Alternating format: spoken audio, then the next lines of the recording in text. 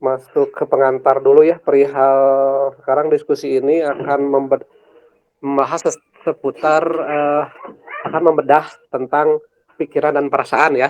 Nah, kan kita sering mendengar tuh pikiran dan perasaan dan hal itu kan ada di dalam diri kita kan, pikiran dan perasaan itu. Nah, yang jadi masalah itu kan kadang-kadang kita tuh menyadarinya tidak kan, pikiran dan perasaan itu seperti apa, letaknya di mana, bagaimana cara mengendalikannya, dan berbagai macam hal lainnya. Kayak pikiran pun kan ada pikiran sadar, ada pikiran sadar, ada pikiran bawah sadar kan begitu. Nah kalau perasaan ada nggak perasaan sadar dan perasaan bawah sadar? Nah itu banyak yang harus kita gali, harus kita dalami. Nah makanya hari ini Kang Rocky akan mencoba mengambil tema tersebut agar kita semakin memahami tentang diri kita sendiri. Kan begitu. Kemarin kita sudah membahas ego. Sekarang kita membahas pikiran dan perasaan begitu. Kadang-kadang kan kita suka terbalik tuh pikiran dan perasaan. Contoh misalnya jangan banyak pikiran ya biar nggak stres kan gitu. Betul itu tuh pikiran gitu. Betulkah pikiran akan membuat stres atau itu perasaan begitu. Kan ada rasa senang, rasa sedih, rasa kecewa, rasa dan sebagainya. Bukan pikiran senang, pikiran sedih dan sebagainya. Tapi kita sering terbalik tuh. Nah makanya agar kita lebih memahami dua hal tersebut. Nah, makanya hari ini kita akan mencoba membedahnya secara lebih mendalam. Begitu. Nah, nanti biasa yang akan membahasnya secara mendalam adalah di sini ada Kang Rocky ya. Oke, perlu saya sampaikan secara singkat dulu kan ya, bagi yang belum tahu kan bahwa Timra ini berfokus di mengelola, ya mengelola lah katakanlah mengelola. Kalau alam terlalu luas ya, mungkin kita spesialisasinya lebih kepada pertanahan mungkin ya, pertanahan dulu yang utama, walaupun yang lain juga kita diupayakan begitu. Tapi yang selama ini fokus kita lebih di pertanahan, bagaimana memperkuat tanah, molekul tanah dan sebagainya lah. Berarti kalau berbicara tanah, di situ ada perkotaan kan, terus ada wilayah patahan, ada wilayah pegunungan gitu. Nah, bagaimana mengelola bagian-bagian tersebut kan itu tidak bisa disamaratakan, tidak bisa di apa ya satu obat untuk segala penyakit lah. Nah, masing-masing perlu penanganan sesuai dengan kondisinya gitu. Seperti bagaimana mengelola gunung berapi, bagaimana mengelola patahan itu berbeda.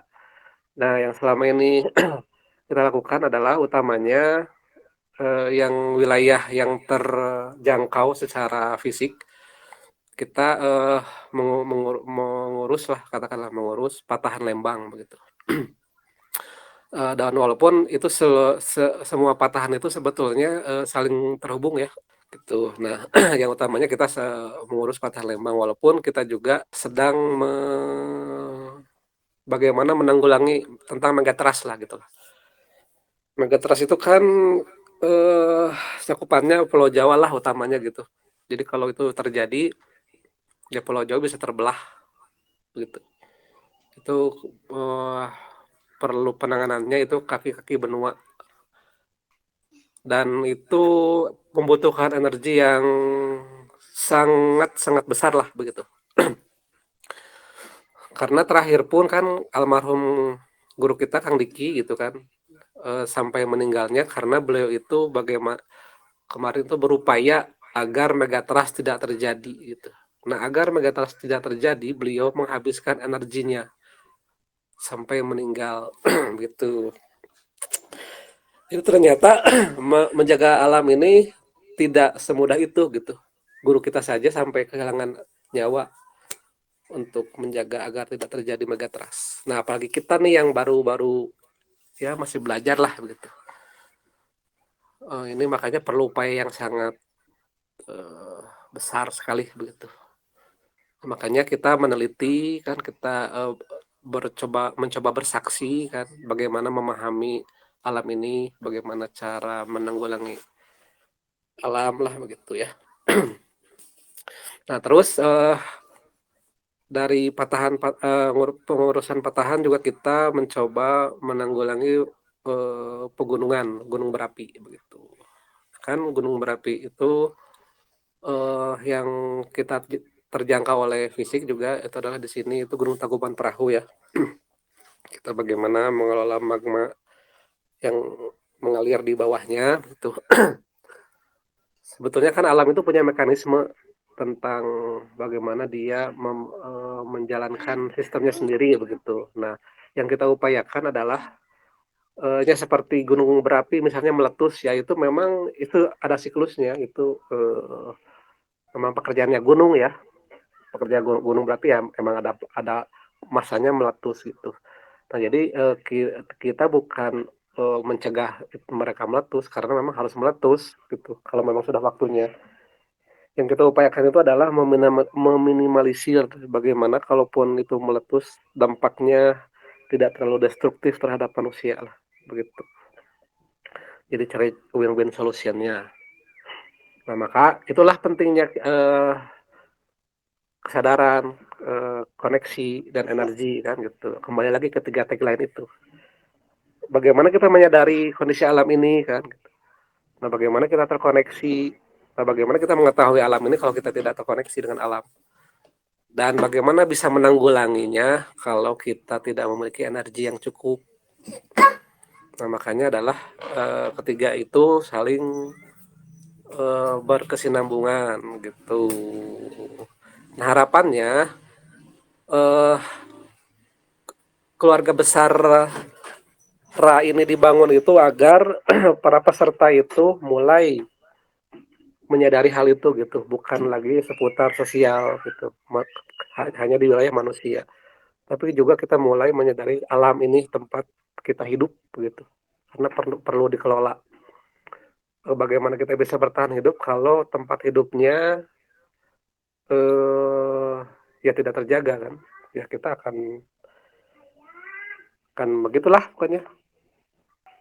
Nah, itulah kenapa grup ini dibangun ya. Mudah-mudahan nanti semua memiliki kesadaran yang sama untuk mau mengelola, menjaga, merawat alam ini gitu supaya tetap lestari begitu. Walaupun sebetulnya alam ini sudah punya alurnya, pada akhirnya akan ada akhirnya lah begitu.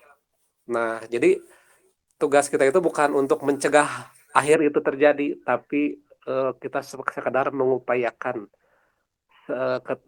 hingga hal itu terjadi tetap kondusif atau gimana lah gitu. Ya sebatas berupaya saja, tapi tetap nanti akhir itu akan tetap terjadi.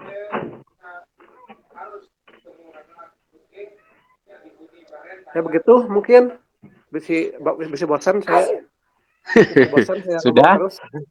Ya Kang, mangga sudah Kang. ini. Oh, sebelum ke pembahasan utama ya, melanjutkan tadi penjelasan Kang Pepi. Oh ya, belum salam ya, Sampurasun Kasadayana. Sampai Saya mau memulai dengan sebuah pertanyaan. Kenapa kita ada di planet ini? Silahkan tanyakan itu ke diri masing-masing. Kenapa kita ada di planet ini? Atau ada rahasia apa sebenarnya? Kok saya sampai di planet ini?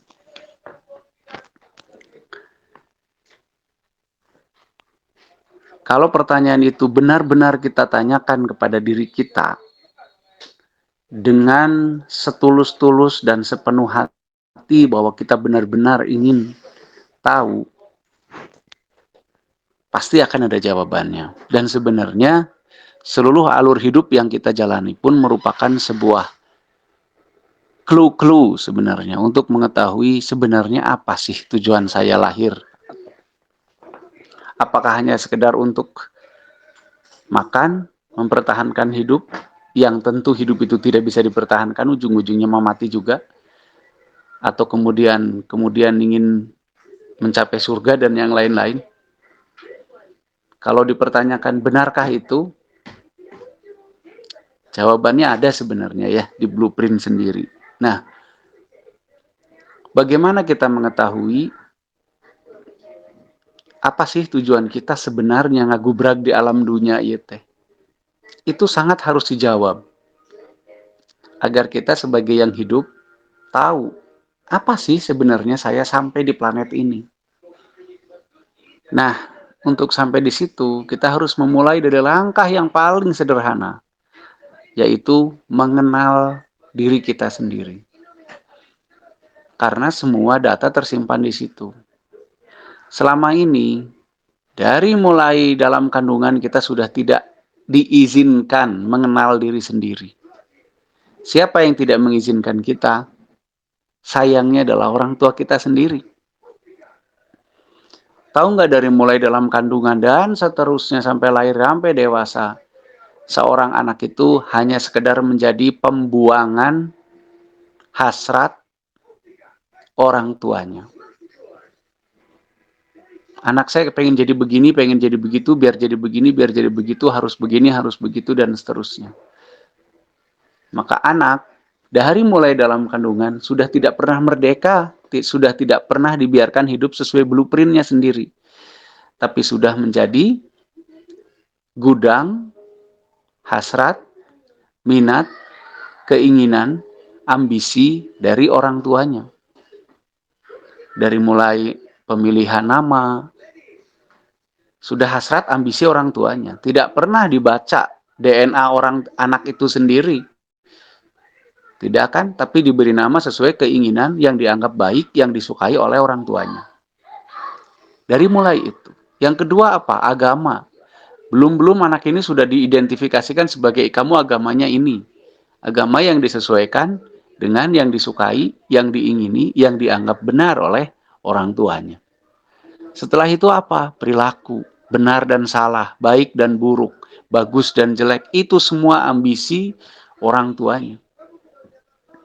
Pernah nggak anak ini dibiarkan berjalan sesuai blueprintnya? Tidak pernah. Efeknya apa? Efeknya jadi kayak kita-kita ini. Orang-orang tersesat yang sangat jauh tersesat. Tersesat dari apa? Dari blueprintnya sendiri.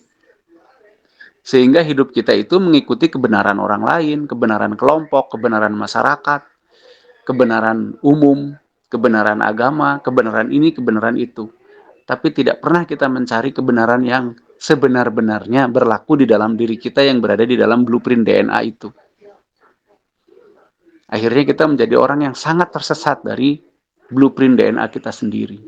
Sehingga kita hidup menjalankan pemikiran, pikiran, keyakinan, benar, salah orang lain. Kita tidak pernah berperilaku sesuai dengan blueprint kita sendiri. Apa yang terjadi? Jiwa-jiwa kita menderita. Maaf ya, jiwa di sini sebenarnya maknanya adalah blueprint itu sendiri ya. Blueprint kita terus mengarahkan, tubuh kita mengarahkan untuk balik ke blueprint, tapi kita tidak berani dengan alasan nanti takut dimarahi, diusir, ditolak oleh umum, dan seterusnya.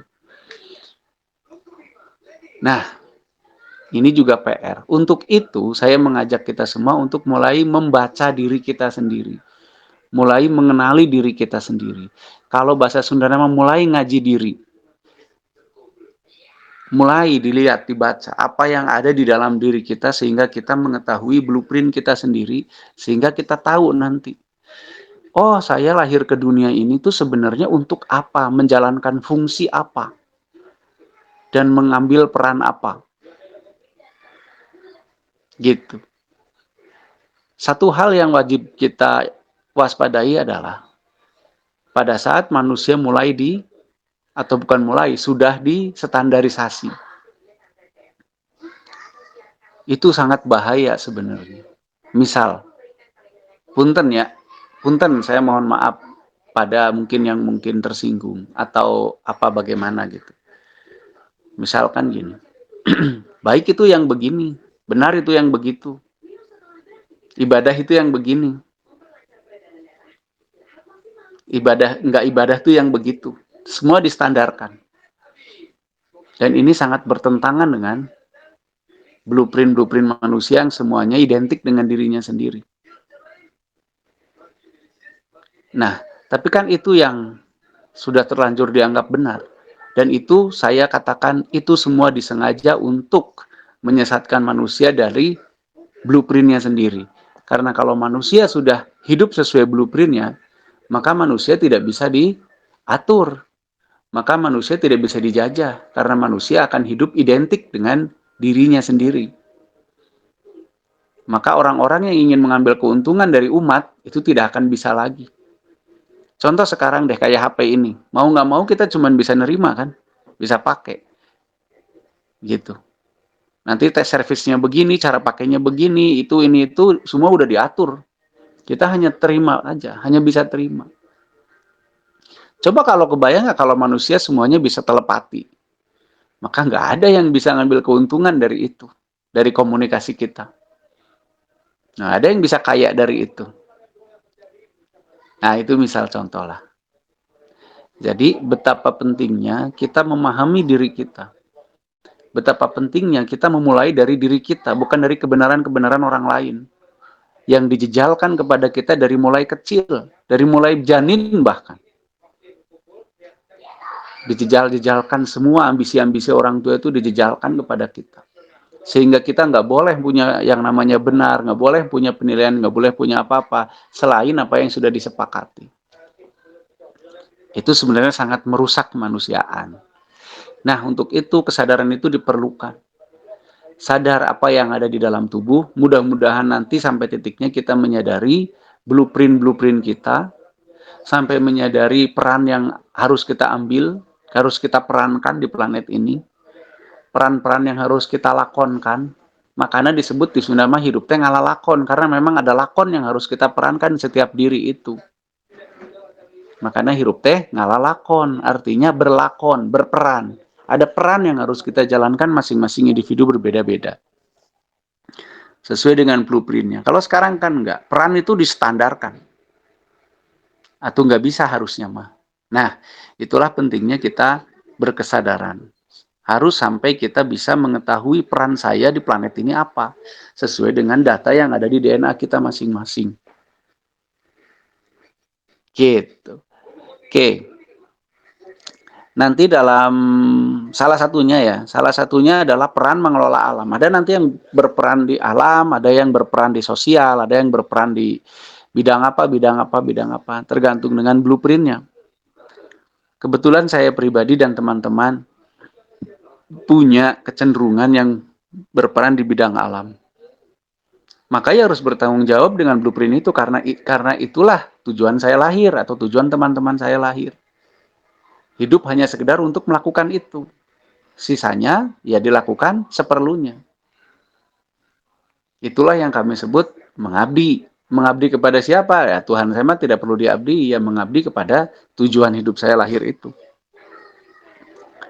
Jadi nanti saya berlakon sebagai apa? Berlakon sebagai pengurus alam misalkan. Atau yang lain berlakon sebagai pengurus manusia. Ada yang berlakon sebagai pengurus manusia, bab pendidikannya, bab budayanya, mungkin bab apanya gitu. Nanti silahkan saksikan sendiri, temukan sendiri. Anda lahir harus memerankan lakon apa. Begitu. Nah, sekarang kita akan mencoba membahas sesuatu yang sedikit lebih rumit daripada sekedar fisik. Sudah mulai ke kinerja. Kinerja otak. Pikiran dan perasaan. Saya menemui banyak sekali orang, termasuk diri saya sendiri, yang gagal paham tentang pikiran, berpikir, dan rasa atau berperasaan. Kenapa saya gagal? Karena selama ini saya hanya menelan mentah-mentah apa yang dikatakan oleh orang lain terhadap dua kata itu.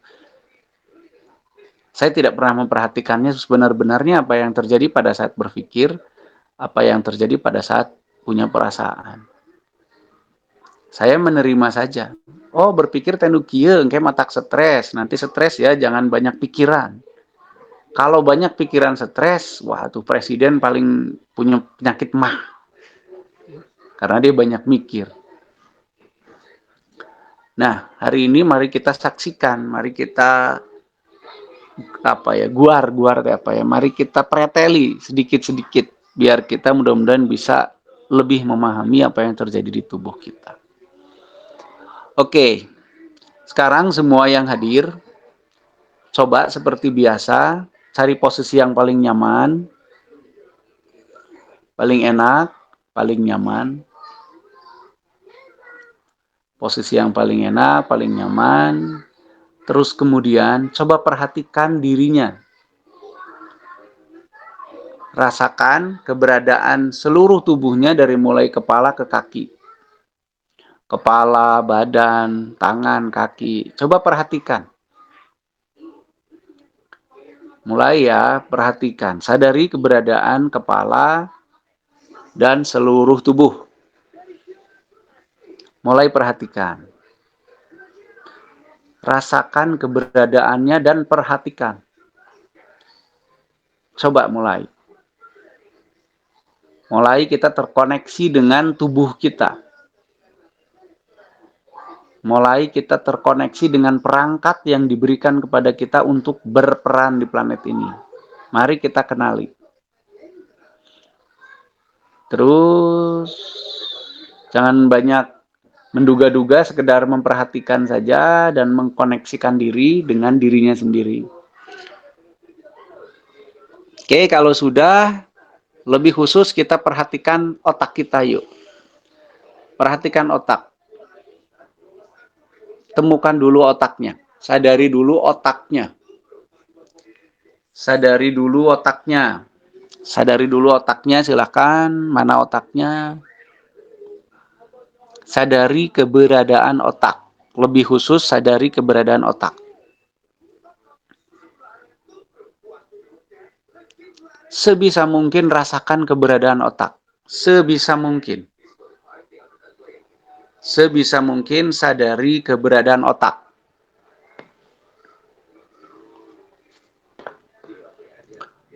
Oke, setelah menyadari keberadaan otak, udah ya, menyadari keberadaan otak, sok yang masuk silakan masuk dulu, sok. Langsung sadari keberadaan otaknya, mana otaknya, sok sambil nunggu ya, masih ada yang masuk dan seterusnya. Sok sadari keberadaan otaknya dulu. Otak saya yang mana ya? Sok sadari. Sadari benar-benar keberadaan otaknya. Oke, masih banyak yang mencari posisi. Elekesekeng bahasa Sunda nama. Masih sok. Cari posisi yang paling nyaman. Silakan yang baru hadir. Cari posisi yang paling nyaman, lalu sadari otaknya. Sadari keberadaan otaknya. Oke, kalau sudah, perhatikan apa yang saya katakan. Coba hitung 2 ditambah 2 sama dengan berapa. Terus perhatikan proses di otak. Apa yang terjadi? Pada saat saya ngomong 2 ditambah 2 sama dengan berapa. Silahkan perhatikan. Diulang-ulang terus. 2 tambah 2 sama dengan 4. Perhatikan apa yang terjadi di otak. 2 tambah 2 sama dengan berapa? Atau terserahlah, 3 tambah 3 terserah. Tapi apa yang terjadi di otak? Perhatikan baik-baik. Kalau belum mengerti, terus ulangi. 10 tambah 10. 3 orang ditambah 3 orang. Terus, tapi perhatikan apa yang terjadi di otak. Dengan kita membahas itu di otak tuh apa yang terjadi, prosesnya bagaimana.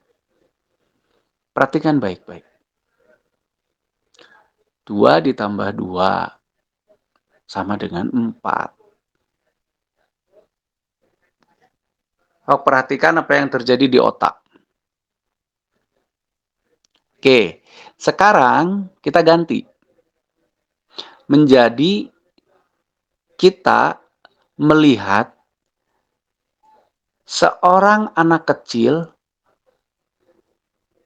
yang miskin, bayangin ya, miskin, dikerumuni lalat, kelaparan, dan gak ada yang nolongin.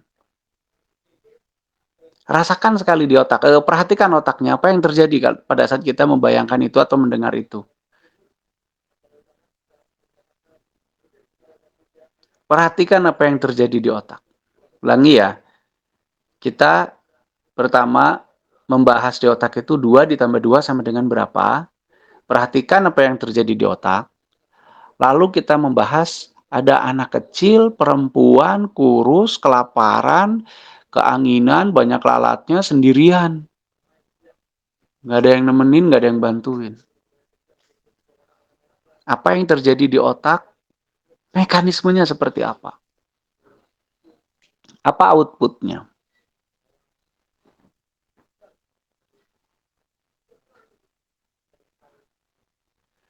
Atau kita melihat orang yang kecelakaan di jalan, kepalanya kageleng, kelindes truk pecah misalkan kepalanya. Coba apa yang terjadi di otak pada saat kita ngebahas itu.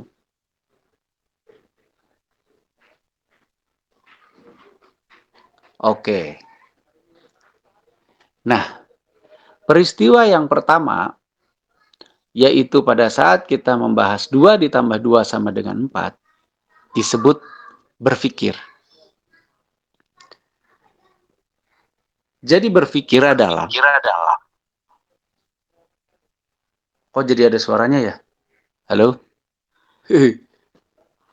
Jadi berpikir adalah sebuah proses di mana otak kita menggabungkan 1 atau 2 data atau lebih. 2 data atau lebih, atau 1 data, 2 data, 3 data atau lebih. Kemudian diproses dengan yang namanya logika untuk menghasilkan kesimpulan. Kesimpulan itu nanti akan dipakai untuk menentukan ekspresi dari kesimpulan yang namanya perilaku. Itu berpikir. Jadi berpikir itu adalah kegiatan otak mengolah data. Tapi yang namanya kejadian yang kedua, itu namanya merasakan. Merasa itu bukan mengolah data. Merasa adalah membandingkan secara langsung antara apa yang dilihat dengan ego. Maka yang lahir adalah pada umumnya sifatnya suka tidak suka, senang tidak senang, nyaman tidak nyaman, mau tidak mau. Dan itu semua adalah ego. Dihubungkan dengan apa? Dihubungkan dengan sesuatu yang bersifat bertahan hidup. Maka lahirnya ya senang tidak senang, suka tidak suka. Kalau sesuatu itu misalkan, oh kita melihat orang menolong orang lain atau ditolong sama orang, jadinya senang, cocok, setuju, senang gitu ya. Lah hadir perasaan senang. Karena secara ego itu oke. Secara bertahan hidup itu oke. Mungkin yang belum mengikuti bahasan ego ada bingung, tapi ya salah sendiri ya nggak ngikutin bahasan ego.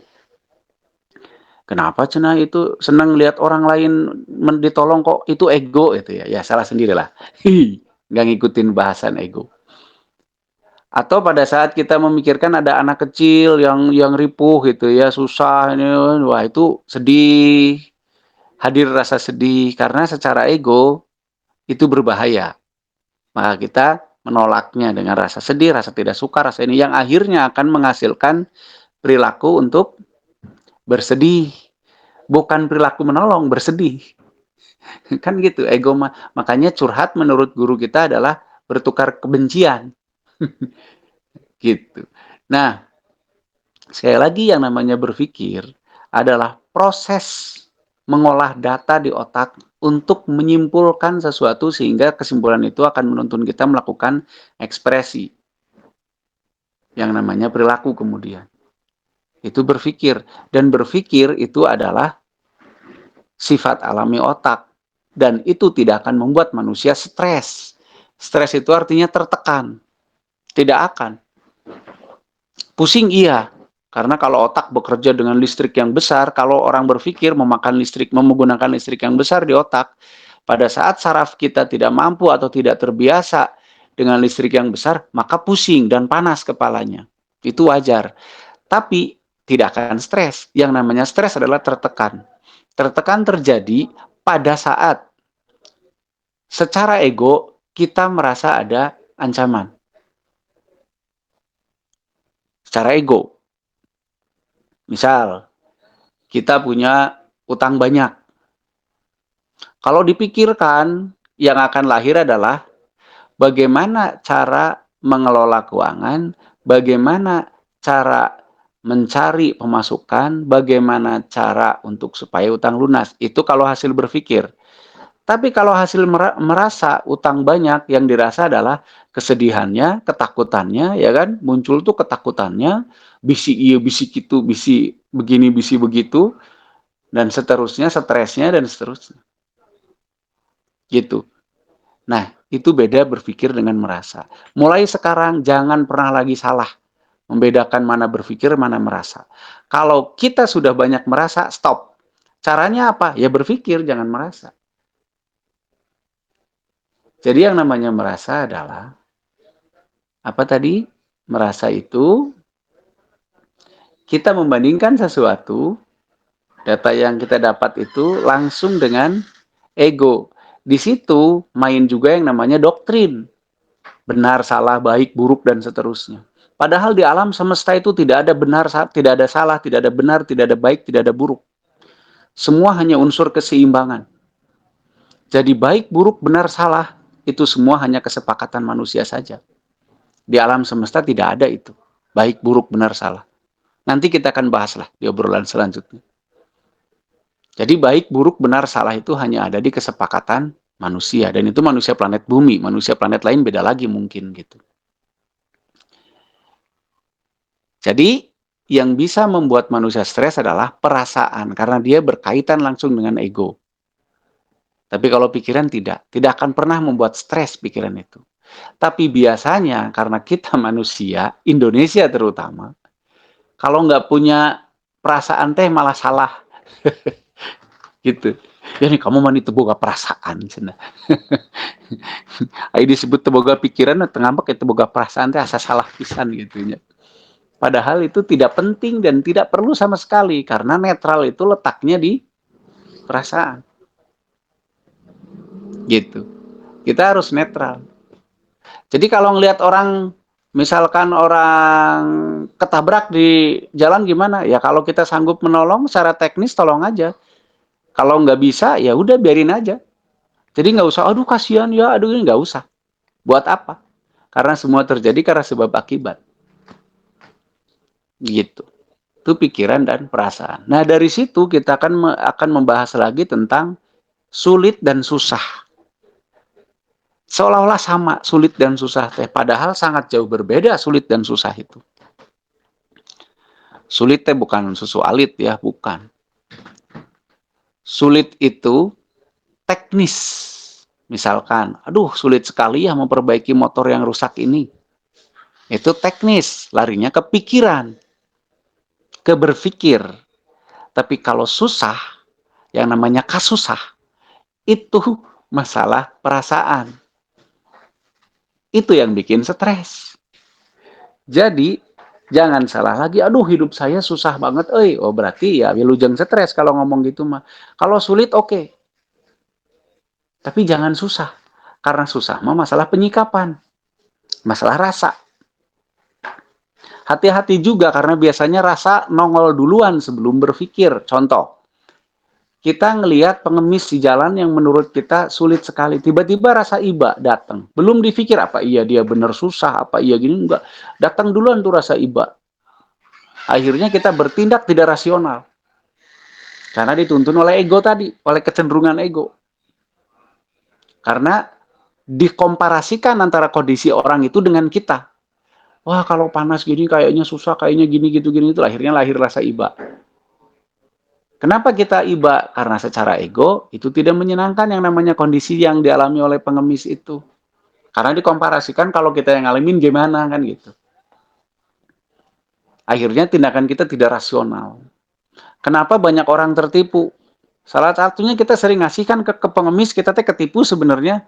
Dan mungkin sebagian besar pengemis mah benar-benar tidak butuh atau tidak benar-benar butuh dibantu.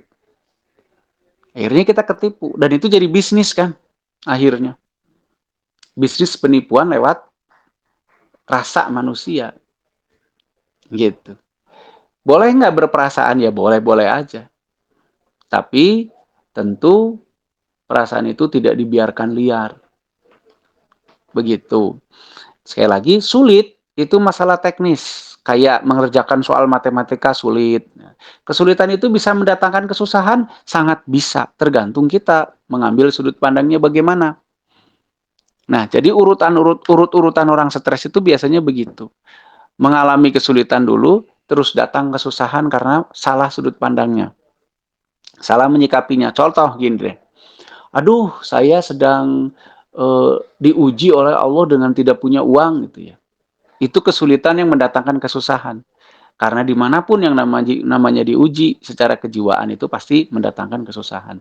Tapi beda lagi misalkan kalau sudut pandangnya, saya memang lagi tidak punya uang gitu ya. Tapi mungkin dengan ini saya jadi bisa mencoba berusaha lebih keras, mencoba ini itu naik. Itu beda sudut pandang, tidak melahirkan kesusahan. Jadi hati-hati dengan kata sulit dan kata susah. Hati-hati karena semua kata ada frekuensinya. Frekuensi itu akan disikapi oleh tubuh kita. Hati-hati. Gol tuh, gol. Hati-hati ya dengan kata sulit dan kata susah. Dan hati-hati dengan kata berpikir dan kata rasa. Hati-hati. Dirasa-rasain sama saya mah, nah ada salah sendiri dirasa-rasain. Tapi kalau saya pikir, nah gitu. Biasakan tuh mulai banyak menggunakan kata pikir.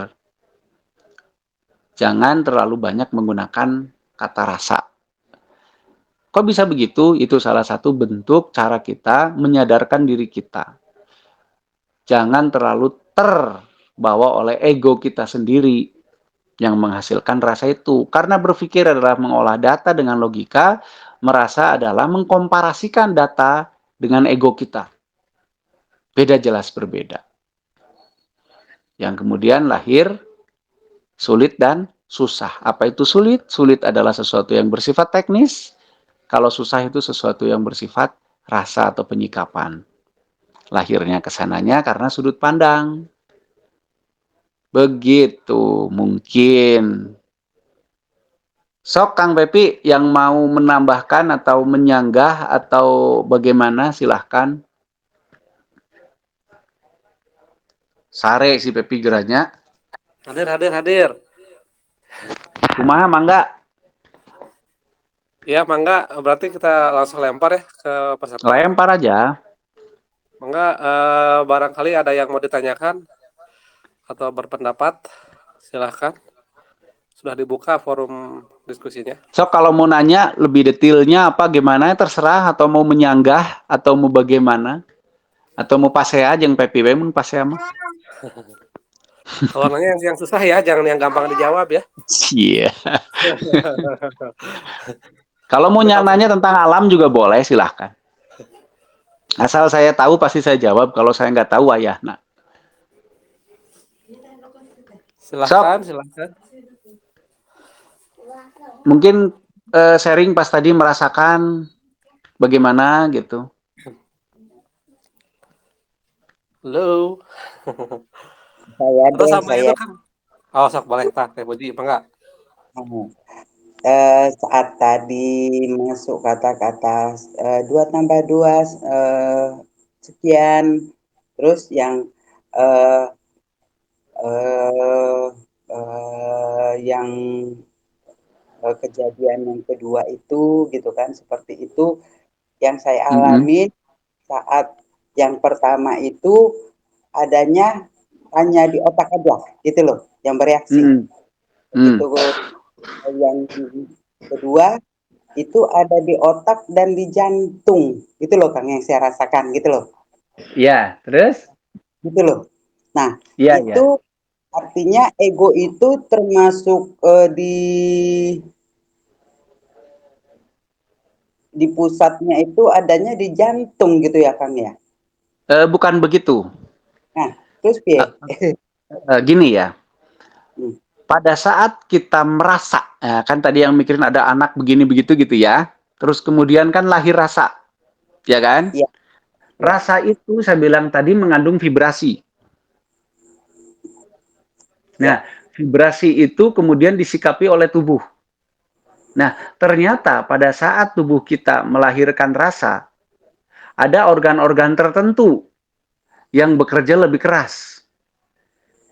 iya. Salah satunya jantung, ginjal, liver. Makanya orang yang stres kebanyakan darah tinggi kan jadinya ya. Bukan orang yang mikir, orang yang stres. Orang yang sedih, orang yang marah, itu kan darah tinggi naik. Atau ginjalnya jadi bermasalah, atau livernya jadi bermasalah. Nah, gitu. Yang terjadi jadi bukan ego ngumpul di jantung, bukan. Tapi vibrasi itu langsung mereaksi itu naon, atau jantung bereaksi dengan apa yang terjadi dengan tubuh itu secara metabolisme itu otomatis. Makanya Oh, berhati-hati. Tapi pada saat kita mikir, kan tubuh kita biasa aja secara organ ya, kecuali iya, otaknya panas. iya betul. Nah, itu tadi yang Betul. saya alamin gitu kan. Oh, ini Iya, cukup di aja yang eh, soal yang kedua ini kok otak sama jantung ya gitu loh. iya, betul. Lebih lagi nanti kalau udah itu ginjalnya ikutan. Oh, nggak usah, nggak perlu. Iya, makanya berbahaya itu. Nah, itulah bedanya, salah satu bedanya berpikir dengan merasa. Jauh sekali bedanya, gitu. Hmm. Gitu. Alhamdulillah tuh Teh Puji sudah bisa merasakan sejauh itu. Dapat hadiah nantilah, diskon ke Indomaret. Ah, nggak usah Indomaret, pasar rakyat aja kan. Apalagi Teh Puji yang bisa disaring. Ah, baru itu sih tadi gitu kan yang saya alamin gitu kan. Saya Mm, mm, perhatiin mm. eh, diri saya gitu, saya perhatiin soal yang pertama cukup di otak aja. Soal yang Mm, kedua mm. sama jantung gitu loh. Nah, makanya Iya. pertanyaan gitu loh. Iya, ya itu. Jadi nanti sekali lagi semuanya ya, hati-hati ya dalam menghadapi persoalan. Jangan ini, saya ngomong menghadapi persoalan loh ya, bukan menghadapi masalah. Jangan salah ngomong lagi juga. Aduh, saya banyak masalah hidupnya. Wah, terserah Anda kalau sengsara. Tapi ganti, saya menghadapi persoalan. Kalau persoalan itu wilayahnya pikir. Gitu loh. Ya, Jadi, hati-hati dalam menghadapi persoalan. Jangan sampai si rasa ini justru lebih dominan hadir. Nanti ego kita yang terganggu, akhirnya tubuh kita yang rusak gara-gara itu. Hati-hati sekali. Makanya bentuk kehati-hatiannya dirasain, disadari. Gitu. Ini udah aktif mikirnya atau malah aktif rasanya gitu, disadari. Gitu. nah Kang, baru kejedot lagi nih saya nih kan. Gimana? Selama yang saya alamin begitu saya dapat persoalan gitu, baik entah persoalan diri Mm-mm. saya, atau persoalan dari pasien-pasien gitu kan, yang Mm-mm. dominan dirasakan dulu gitu loh Kang, baru Nah otaknya itu. Bahaya itu, bahaya. bahaya ya. Heeh. Jadi Empati itu tidak perlu sama sekali. Bahasanya kayak yang salah ya. Terserah. Empati itu tidak perlu sama sekali. Sama sekali tidak perlu empati. Karena empati tidak menyelesaikan persoalan. Yang menyelesaikan persoalan adalah berpikir. Maka kita diajari berpikir, bukan berempati. Kita tuh diajarin berkasih, bukan berkasihan. Gitu. nah, Nah, jadi terus nanti Teh Puji juga harus lebih waspada dengan apa yang terjadi dengan ini. Nanti kalau ada orang curhat kesedihan, Teh Puji ikut sedih. Ya kan? kalau ada orang yang kerokan saya yang Nah, gitu masalahnya. Gitu. jadi Nah, dan gitu. dan itu menguras energi saya gitu loh Kang. Betul, betul. Karena perasaan itu jauh lebih memakan energi daripada berpikir. Makanya orang yang stres itu begang. Begang teh naon? Kurus, nggak mau makan, mukanya nggak fresh gitu kan ya. Karena rusak metabolismenya, rusak energinya juga. Tapi kalau orang yang berpikir, orang-orang yang pinter, mukanya malah terlihat kan, cerah gitu kan. Beda sama yang sering kesurupan kan lemot gitu kelihatannya. Iya, ya, Gitu sip. lah. Ya Oke, udah sip nggak ya. dijedotin nggak apa-apa kan sadar jadinya kan Kang. Iya, alhamdulillah lah kalau jadi sadar. Nuhun, nuhun, nuhun. Sami-sami. Sok mangga yang lain. Nah, salah satu makna lempeng dari Kang Diki juga itu ya, kita tidak terlalu terpengaruh oleh empati. Gitu. Kayaknya bisa lempeng, bisa Assalamualaikum. netral. Salam, mangga. Samparasa, ini Doni dari Palembang, Kang. Oh iya, gimana? Ya, yang aku jelaskan kemarin tuh, Akang kan nyuruh untuk teliti tentang bunyi dengingan itu kan, tahu Mm-mm. isinya kan. Ya, Nah, terus saya berpikir, Kang, pas penjelasan Akang itu, yang bunyi dengingan tuh katanya lakukan lakukan nging, makhluk. Nah, itu apa maksudnya itu kan? Mungkin ada hubungannya tentang misalnya kita hidup di dunia ini untuk apa tuh makhluk apa ya kayak itu yang kemarin saya WA Kang kemarin tuh. ya. Begini, sebenarnya bunyi dengingan itu hanya Ah, bisa dipahami dengan baik oleh individunya karena itu bahasa frekuensinya dirinya sendiri. ah. Gitu. Jadi saya hanya bisa memberi saran, perhatikan itu terus sampai lebih jelas apa yang bisa didengar, apa yang bisa dipahami. Gitu. Jadi Iya, kalau sekarang baru dapat potongan-potongan kata misalkan gitu ya, belum iya, jadi satu kesatuan yang bisa dipahami, terus saja lakukan dulu. Terus iya, sampai betul-betul bisa dipahami. Jangan nanya ke orang lain, hati-hati sekali. Jangan nanya ke orang lain. Misalkan gini, saya kasih tahu dikit. iya, oke. Pertanyaan yang berbahaya ya. Iya, Misalkan gini, Kang, kemarin saya makan nasi.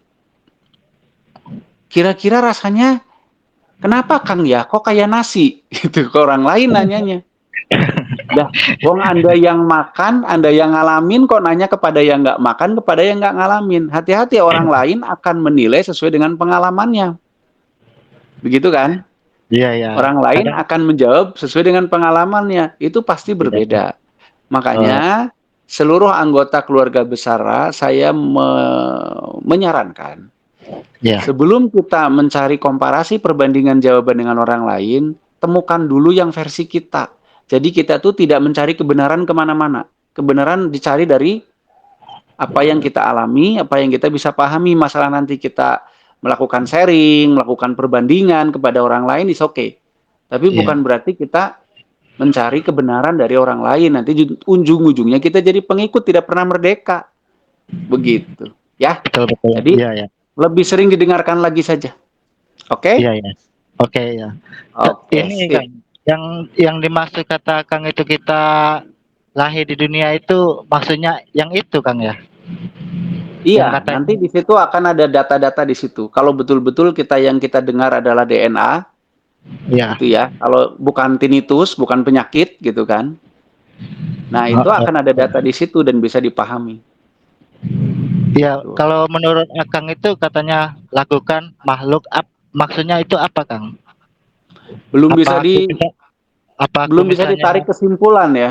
Belum bisa ditarik kesimpulan kalau cuman segitu mah. Makanya tapi cari aja dulu. ya, tapi saya dapat pikiran kata Kang Mm-mm. menyeimbangkan makhluk kayak gitu. Ya mungkin aja. Nah sekarang tinggal diteliti dari realita yang Akang jalani. Maksudnya realita tuh gini. Coba Akang inget-inget lagi. Dari mulai Iya. kecil sampai sekarang. Alur hidup Akang itu kemana aja melewati apa saja. Dan Oh, iya, iya. kebanyakan Akang berada di posisi apa. Ah, ah. Nah nanti tinggal disinkronkan dengan hasil ide-ide yang Akang terima itu. Menyeimbangkan makhluk gitu ya.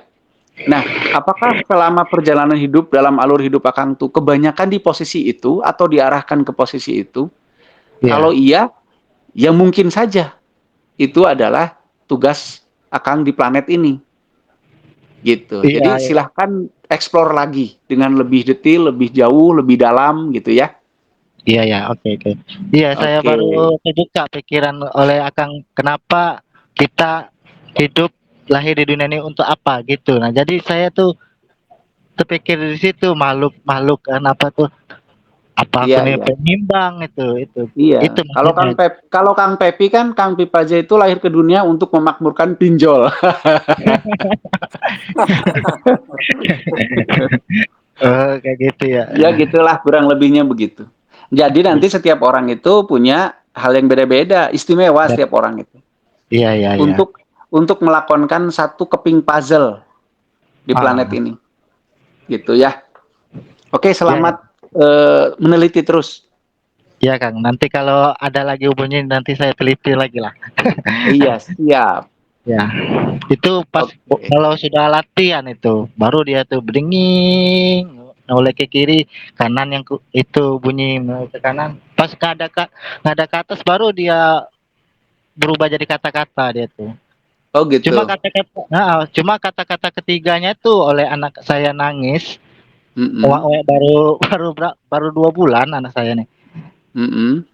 Jadi ya Jadi rada ke terganggu. distract gitu ya, iya. Ya Iya. nanti mah mudah-mudahan pas Akang noleh ke atas bukan hanya berubah jadi kata-kata, tapi jadi duit. Amin amin. Amin ya. Iya, Ya ya ya. Ya itu iya, aja iya. Kang. Oke, oke, Ya. sip. Yuk yang lain mangga.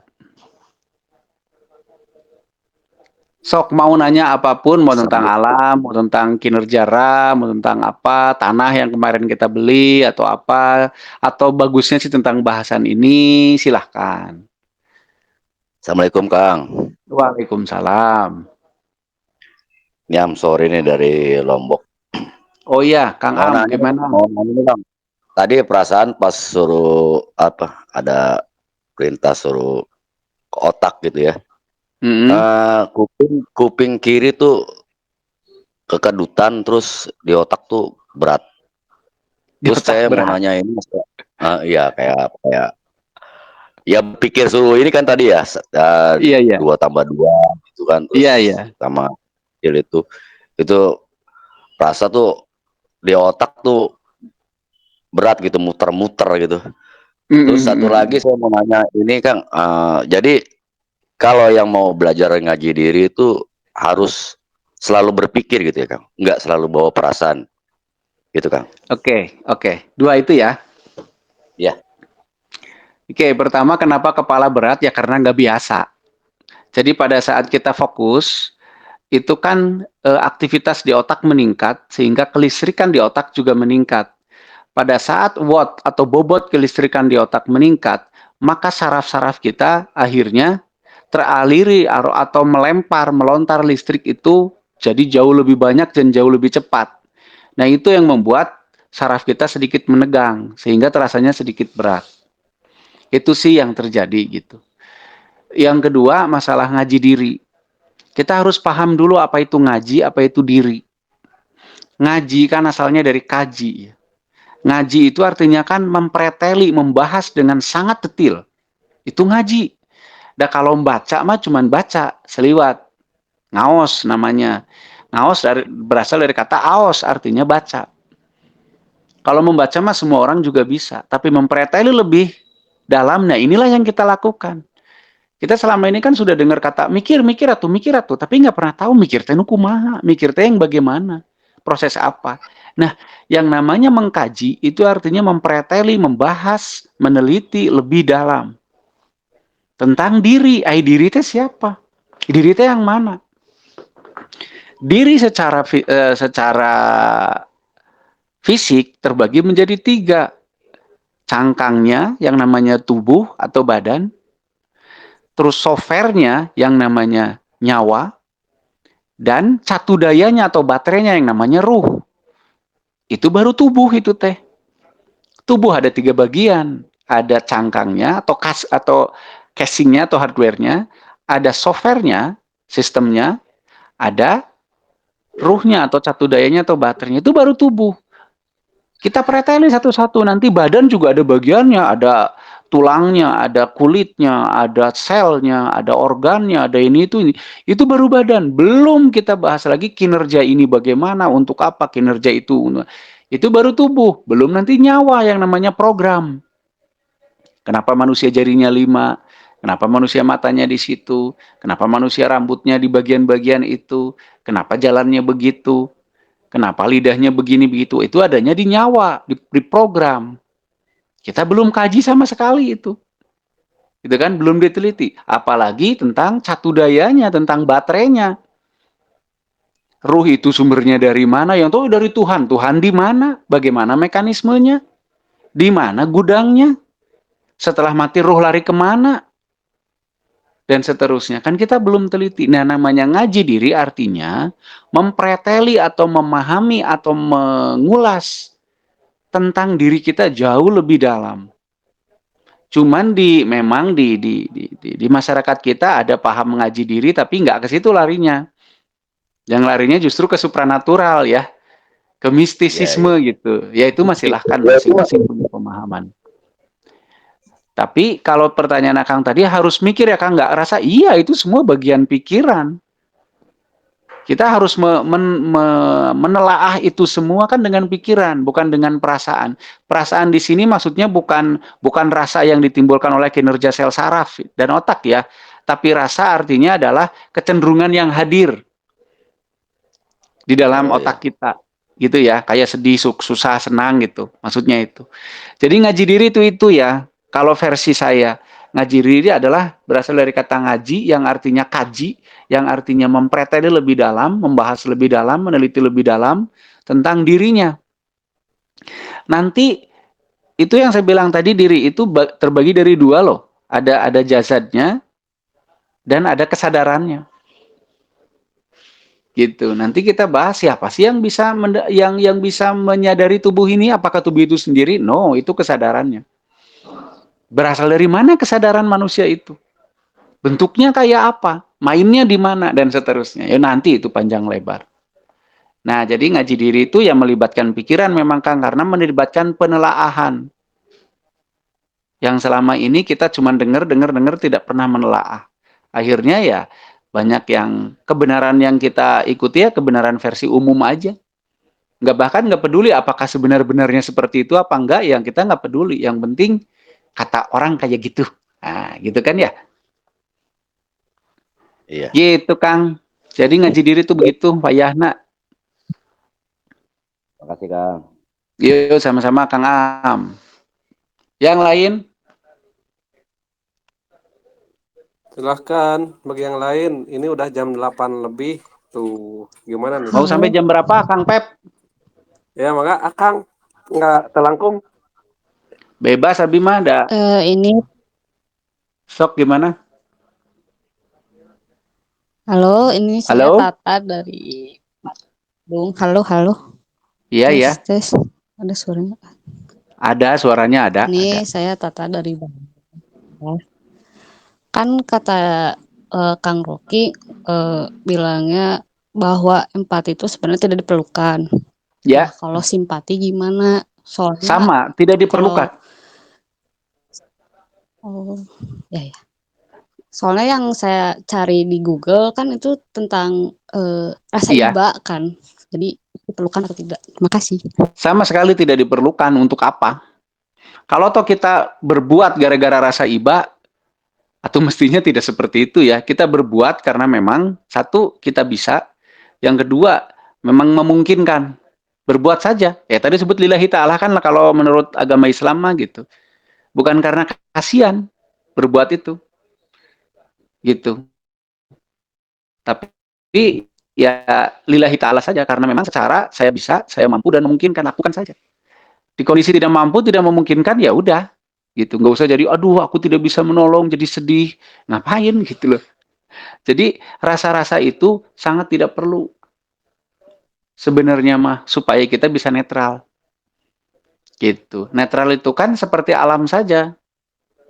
Kalau memang alam itu digundulin, longsor ya longsor. Nggak jadi sedih alamnya, aduh aku longsor, orang-orang jadi mati. Enggak, biasa beda, bongan. Gitu kan. Bongan itu salah sendiri saya dibuat longsor. Gitu. Jadi netral itu begitu. Bertindak sesuai dengan hukum kesemestaan aja, atau keniscayaan. Tidak karena niatan-niatan yang lain. Gitu. Ya, Cuman kan makasih. karena ajaran-ajaran sosial ya, agar kita bisa diterima, agar kita ini, agar kita itu, makanya harus begini begitu. Salah satunya harus beri empati, bersimpati gitu. Tapi bukan berarti kita hidup semau-maunya. Karena semau-maunya juga tidak sesuai keniscayaan gitu. Keniscayaan itu adalah saat kita hidup betul-betul berpedoman kepada hukum-hukum keniscayaan yang namanya sebab akibat dan seterusnya. Gitu. Makanya itu kita harus taat kepada Tuhan. Nah, Tuhan kan taat kepada Tuhan artinya taat kepada hukum-hukumnya. Hukum-hukumnya ya itu. Misalkan kalau kita haus minum air putih, bukan air baso, gitu kan. Nah, itu kalau minum air baso tidak sesuai keniscayaan. Itu sesuai dengan simpati pada tubuh kita. Kayaknya panas-panas pengen yang seger, enak ya. Nah, itu simpati pada tubuh. Gitulah. Ya, Tata ya. Ya, makasih. Oke, yang lain. Kalau saya sambil nunggu yang lain, kalau saya boleh Kang, tadi perihal pikiran dan perasaan itu organ yang bekerjanya sama berarti di otak. Sama di otak bagian depan. Oh iya iya. Yang membedakan apa tuh? Kenapa? Yang membedakannya apa? Ya itu prosesnya. Oh iya. Prosesnya yang beda. Kalau berpikir mah mengkaji data ya, hanya sekedar mengkaji data. Kalau merasa mah dihubungkan dengan ego gitu. Iya iya. Data yang dihubungkan dengan ego, bahkan datanya tidak dikaji, hanya langsung dihubungkan dengan ego, maka timbulnya adalah perasaan yang sifatnya berbanding lurus dengan ego, disukai apa tidak disukai, dianggap mengancam atau tidak, dianggap menguntungkan atau merugikan, kan begitu. Itu aja. Iya iya iya. Kalau Gitu. dihubung-hubungkan dengan ini apa feminin dan maskulin kan katanya kan kalau laki-laki lebih dominan logika, kalau perempuan lebih dominan perasaan. Itu gimana tuh? Nah, itu kebiasaan yang diajarkan saja itu. Oh iya. Iya. Itu mah kebiasaan yang diajarkan dan akhirnya jadi pembenaran gitu. Gitu. Padahal mah Jadi nggak gitu. perasaan di situ juga maksudnya bukan perasaan yang kayak gitu ya, yang sensitif gitu, perasaannya jadi mudah sedih, mudah senang, nggak kayak gitu. Maksudnya di otak itu memang ada sensitivitas gitu yang lebih berhubungan dengan sesuatu yang sifatnya, aduh ya bahasanya perasaan sih di Indonesia ya, bahasa Indonesianya ya. Tapi maksudnya bukan perasaan yang mudah sedih, mudah senang begitu, tapi lebih kepada sensitif kepada yang namanya spiritualnya gitu loh. Oh iya, Itu kepahami ada di kepahami. otak memang yang begitu. Cuman kalau laki-laki lebih logis gitu ya, perempuan lebih pakai perasaan gitu ya. Iya Ya iya enggak katanya begitu ya. Ah, itu iya. mah perempuan yang berperasaan banget, ya enggak mah yang enggak kali. Oh ya Itu kepahami mah lah berarti. Iya iya. uh, Ya itu perasaan mah dan doktrin yang diajarkan aja lah. Buktinya ya Sri lebih. Mulyani pinter, Oh ya betul betul. ya enggak? Berarti mungkin perasaan dimaksud lebih ke feeling mungkin ya, Kang ya. Ya mungkin lebih ke feel gitu. Yang Oh iya. sifatnya itu tadi apa bukan supernatural apa namanya? Eh, apa sih saya bilang tadi lupa lagi Spiritual, saya. spiritual, spiritual. Spiritual gitu kayak feeling, kayak intuisi, kayak gitu-gitu. Oh iya iya oke kepahami. Gitu. Makanya kan ada film Ajab Indosiar kalau anaknya jatuh, emaknya megang piring jatuh gitu kan. Iya iya iya iya iya. Iya. Ya gitulah. Ya kepahami sekarang udah kepahami tuh. Pahami ya? Iya iya. Iya, jadi Soalnya kalau kan ada perempuan, ada misalkan yang feminim ya, perempuan kan biasanya yang feminim. ya Terus dia marah-marah, terus minta dimaklumi, kan perempuan mah memang banyak, kayak mah. Jadi pembenaran ya. perempuan nggak boleh, pembenaran ya teman. Perempuan lebih banyak otak kanannya gitu kan ya. Ya karena maunya begitu, kalau nggak maunya begitu ya bisa aja. Iya iya iya. Gitu. Buktinya di kelas yang lebih banyak ranking satu perempuan ya? Iya betul. Soalnya Iya kan? laki-laki sering mabal. Gitu. Itu bukti kan bahwa otak kiri perempuan juga bagus gitu. Iya betul. Gitu. Ya yang lain silakan. Tuh, udah saya pancing tuh. Sok nanyanya yang susah. Biar nggak ngantuk ya, nanyanya yang susah dong. Ah, mana sih? Gak asik ini mah kalau Nggak. gampang dijawab mah. Nggak asik ah. Ya, silakan tuh. Itu tuh Mumpung-mumpung lo ini. Ya, sok. kan Om siapa itu, Om yang dari Medan itu yang minta dibuatin pertanyaan, akhirnya saya buatin pertanyaan itu. Kenapa lebih dominan manusia itu bernapas dengan nafas perut? Oh, Oh gitu. Enggak juga. Napas perut itu dipakai pada saat tidur aja malahan. Itu pun pada saat deep sleep. Sebelum deep sleep dada masih gitu. Jadi saya gini, jadi tubuh manusia itu sudah sangat hebat ya. Dia kan tujuan bernafas itu adalah mencukupi listrik untuk mensupport sistem ya, untuk mensupport kegiatan. Maka setiap kegiatan ada nafasnya sendiri secara alamiah. Misal lari, lari orang kalau lari nafasnya gimana? Nafas dada dengan pendek-pendek dan cepat, kan gitu ya. Tapi nanti kalau dia istirahat, tidur, kenapa nafas perut? Nggak nafas dada yang cepat. Kenapa nafasnya jadi lambat dan dalam? Berubah otomatis kan nggak diatur itu oleh kita. Berubah otomatis. Gitu. Nah, karena semua itu mengindikasikan si nafas-nafas tersebut itu membuat tubuh kita bisa mendapatkan jumlah oksigen tertentu yang nanti akhirnya ujung-ujungnya menghasilkan listrik dalam jumlah tertentu yang cukup untuk kegiatan-kegiatan tertentu. Jadi kalau pertanyaannya kenapa manusia lebih banyak bernafas dengan nafas perut? Malah enggak. Nafas perut itu hanya terjadi pada saat manusia deep sleep. Kebanyakan manusia menggunakan nafas dada. Jadi kegiatan sehari-harinya. Gitu. Ayo, yang namanya rehab ranjuk itu kan napas dada. Rehab ranjuk orang yang enggak, orang sudah ngerti lah rehab ranjuk. Yang cuma mendengarkan dimatikan dulu ya Untuk bisa mikrofonnya. paham itu susah nggak sih? Oh itu, sok. Yang keras kan, Kang Febri yang keras. Untuk bisa paham itu susah nggak sih?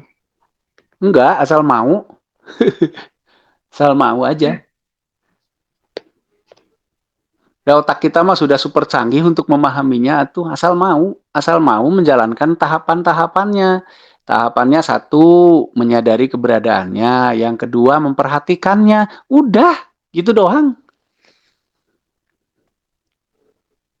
Gampang kan? Ayo Silakan Mangga. bentar lagi jam 9 Kang, nih. dari saya deui Kang. Ya, sok gimana?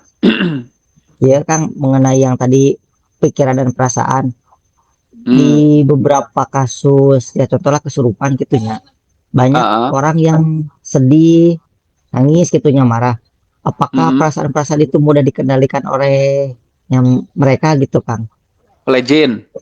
Ya, ya gitu Kang. Jin mah tidak mengendalikan perasaan, jin mengendalikan gelombang otak.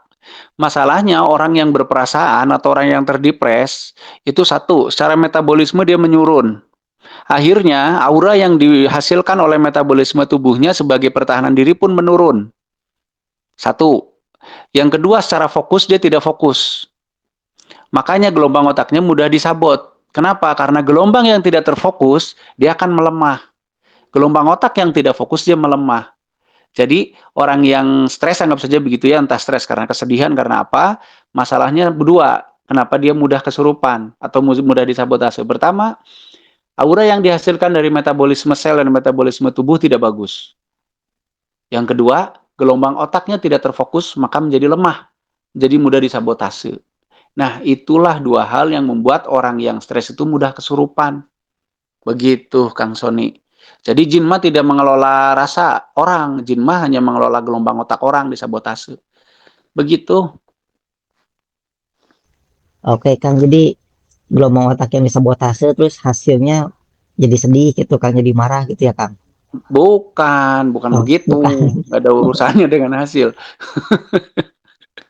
Jadi justru karena orang sedih, karena orang marah, Karena orang stres intinya gitu ya, karena perasaan-perasaan itu, metabolisme jadi kacau. Akhirnya aura yang dihasilkan jadi lemah. Gelombang otak juga jadi nggak fokus. Gitu loh. Tapi kalau kesurupan marah-marah gitu kan ya, itu maksudnya Son? Ya, kalau nggak marah kan Oh. biasanya nangis gitu, Kang. Kalau kesurupan marah-marah, nangis gitu kan ya. Itu biasanya ciri-ciri orang itu nggak kesurupan. Ciri-ciri orang itu stres. Kesurupan kok nangis, emang jinnya banyak masalah. Gitu ya. Kalau ada kesurupan nangis aja gitu, itu kayaknya bukan kesurupan. Itu kayaknya ya karena psikis aja gitu. Gitu, atau mungkin jinnya lagi terjerat pinjol mungkin, jadi dia nangis aja. Gitu, Son. Oke, oke, siap, Kang. Hatur nuhun. Yuk, Cara sami-sami. menyembuhkan kesurupan. Assalamualaikum. Noh, Rino. Kenapa? Cara menyembuhkan kesurupan. Ya, Oke, kita harus tahu dulu itu kesurupan atau bukan. Caranya apa? Caranya harus kita cek. Misalkan ada yang kesurupan, takut ulet, kasih ulet. Kalau dia sadar, takut berarti nggak kesurupan. Kalau benar-benar kesurupan, yang betul-betul gelombang otaknya disabotase oleh jin, gitu ya, itu sebenarnya ada cara yang mudah, yaitu dikejutkan saja. Atau dibuat orang ini berpindah frekuensi gelombang otaknya. Itu kalau kita nggak ngomongin dengan energi ya, kalau kita ngomongin orang umum gitu. Misalkan gini, kalau dia kesurupan benar-benar tiba-tiba kita cubit aja keras. Kalau dia kan kaget tuh, nah pada saat kaget gelombang otak orang tuh berubah, sabotase lepas. Biasanya begitu. Itu kalau nggak pakai energi. Tapi kalau dicubit-cubit nggak ini juga gitu, nggak kaget-kaget juga, jangan-jangan dia psikis, bukan kesurupan. Kalau pakai energi ya gampang lah, ada cara banyak, tinggal diterapi gitu dengan energi gitu. Gitu sih saran saya mah. Tapi kebanyakan sih orang nggak kesurupan karena jin, kebanyakan kesurupan karena stres, kesurupan pikirannya, kesurupan perasaannya sendiri, banyak kan. Mungkin saya ulangi lagi aja bahasannya yang tadi ya, simpulin bahwa hati-hati di dalam diri kita ada dua kegiatan, ada berpikir, ada merasa. Berpikir itu adalah kelakuan otak atau perilaku otak, di mana dia menerima data, kemudian mengelola data, dibahasnya data itu, gitu kan, sehingga kemudian otak itu menyimpulkan dan mengambil tindakan dalam bentuk ekspresi yang kita sebut perilaku. Itu berpikir, gitu. Tapi kalau merasa adalah pada saat otak kita menerima data, kemudian dihubungkan dengan ego, maka lahirlah perasaan. Suka, tidak suka, sedih, senang, dan seterusnya. Seperti itu. Nah, waspadai karena yang menekan diri kita adalah perasaan. Kenapa bisa menekan dan membuat stres? Karena berhubungan dengan ego, dengan daya hidup, dengan daya mempertahankan hidup. Itu yang membuat kemudian dianggap sebagai ancaman. Nah, ancaman itulah yang membuat kita depres atau tertekan. Berpikir sehebat apapun berpikir nggak akan menghasilkan depresi. Karena apa? Karena tidak menghasilkan ancaman atau dianggap ancaman. Begitu. Jadi silahkan perhatikan lagi apa yang terjadi di otak kita tiap hari. Silahkan kenali, silahkan perhatikan. Ini adalah tahap-tahap untuk kita punya kesadaran yang lebih luas lagi nantinya. Begitu. Jadi jangan tertipu lagi ya. Jangan tertipu lagi oleh diri sendiri. Pahami, sadari. Mungkin begitu saja dari saya. Kurang lebihnya mohon maaf. Sampurasun, sadayana. Mangga Kang Pepi lajengkeun. Ya, Makasih. ya terima kasih kepada Kang Rocky yang sudah memaparkan materi hari ini yang sangat luar biasa kan, walaupun akhirnya jadi berkembang kan. Tadinya judulnya tentang pikiran dan perasaan, tapi akhirnya berkembang kepada yang lain. Ya, itu mah bonus lah ya, bonus informasi untuk kita semua. Mudah-mudahan apa yang disampaikan oleh beliau itu bisa kita pahami, kemudian bisa kita sadari dan kita bisa implementasikan lah begitu. Paling sementara sih begitu begitu aja ya. Kita tutup dulu acara ini. Sekian, sampurasun, assalamualaikum warahmatullahi wabarakatuh.